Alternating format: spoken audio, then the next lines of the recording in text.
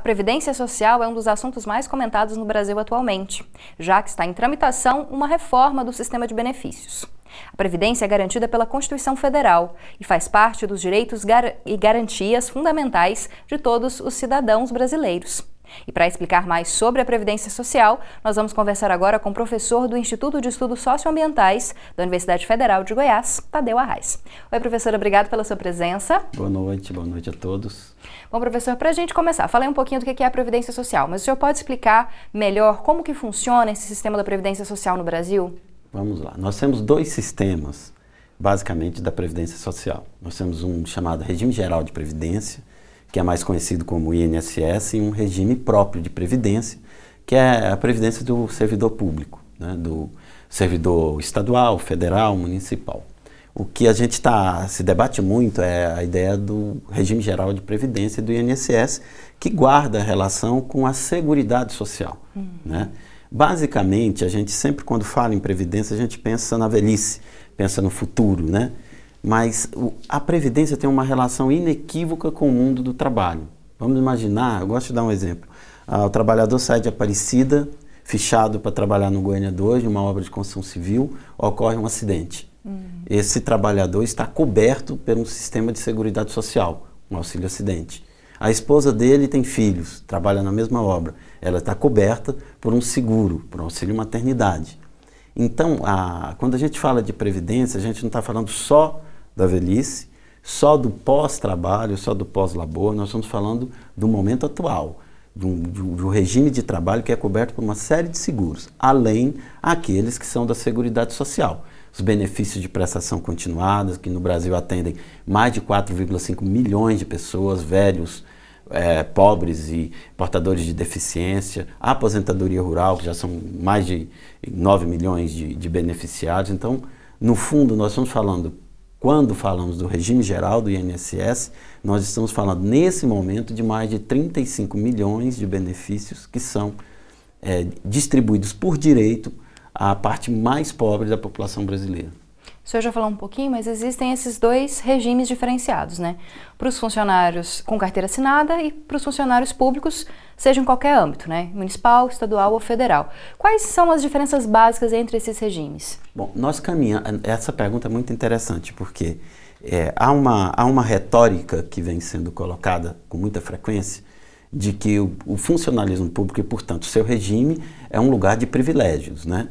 O governo esquece de colocar para o debate, para a gente fazer um debate com mais clareza, que, por exemplo, hoje, qualquer pessoa que ingresse no funcionalismo público, ele tem o mesmo teto de aposentadoria que aquele que ingressa na iniciativa privada, em torno de R$ 5.870, algo parecido.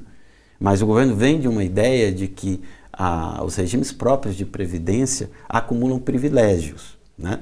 Se você tem privilégios que são resultados de direitos adquiridos ou de privilégio, há maneiras eficientes de atacar. Por exemplo, uma parte do funcionalismo público, e não é o executivo, não é a educação, que tem salários e aposentadorias e pensões com a média muito maior que o restante. O legislativo, por exemplo, as Forças Armadas. Então, há formas de você debater isso com mais clareza e não criminalizar a maior parte dos funcionários públicos que desenvolvem funções nobres, que sustentam esse país, na verdade. Você vai no SUS, você está lidando com funcionário público, não é verdade? Na universidade pública, na escola pública, na creche pública, no posto de saúde.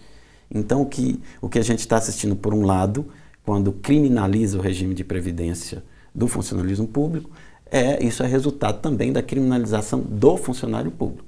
Já o regime geral, esse não precisa nem de ser criminalizado. Basta eu dizer para você que 84% a 85% das aposentadorias do INSS são entre até 2 salários mínimos. E são essas pessoas que estão sendo atingidas por essa reforma, com mais força. Falando especificamente do INSS, como que ele gera esses recursos, né, que são pagos tanto pelo trabalhador, quanto pelo Estado, quanto pelas empresas aonde o funcionário está alocado? Isso é perfeito, é bom entender isso. O nosso regime ele tem duas características básicas, ele é tripartite. O que significa que esse trabalhador que veio de Aparecida, ele colabora com um percentual do seu trabalho, da sua renda, para o bolo do INSS, a empresa colabora e o Estado colabora. Então você forma um bolo. Só que além de ser tripartite, ele é solidário. O que significa isso? Que esse dinheiro desse trabalhador, da empresa e do Estado, não vai para uma conta dele. Vai para um bolo, para quê? Para pagar as aposentadorias daqueles que já se aposentaram. Então o nosso regime é solidário. Né? O governo queria, por exemplo, a proposta original, o sonho do governo, que ainda não está fora do horizonte, é implantar um regime de capitalização. Que regime é esse? Eu retiro a responsabilidade da empresa, então a empresa não colabora contigo, com seu futuro rendimento, eu retiro do Estado e você contribui por conta própria. Imagina o saldo previdenciário seu lá no final. Então essas características são importantes para duas coisas.